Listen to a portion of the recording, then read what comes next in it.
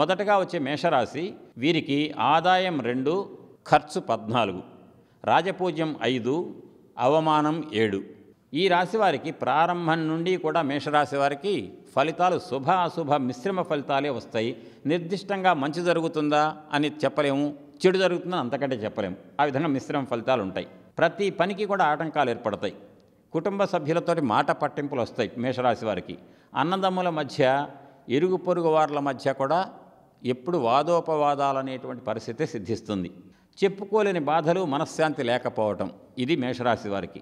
ఇక విద్యార్థుల విషయంలో మొదటి నుండి కష్టపడి చదివితే తప్ప ఉత్తీర్ణత కూడా పొందలేని స్థితి, అంత కష్టపడాలి. విదేశీ ప్రయాణాలు ఏమాత్రం అనుకూలించవు విద్యార్థులకు, మేషరాశి వాళ్లకు. ఉద్యోగం చేసేవారికి పని ఒత్తిడి బాగా ఉంటుంది, తట్టుకోవాలి. పై అధికారులతో చాలా జాగ్రత్తగా మెలగాలి. వ్యవసాయదారులకు మొదటి పంట మాత్రమే లాభిస్తుంది, రెండవ పంట విషయంలో అంతగా ఫలితం ఉండదు. ఇక ఈ మేషరాశి స్త్రీలకు వివాహాది శుభకార్యాలు జరుగుతాయి, కానీ ఆరోగ్య విషయంలో చాలా జాగ్రత్తగా ఉండాలి.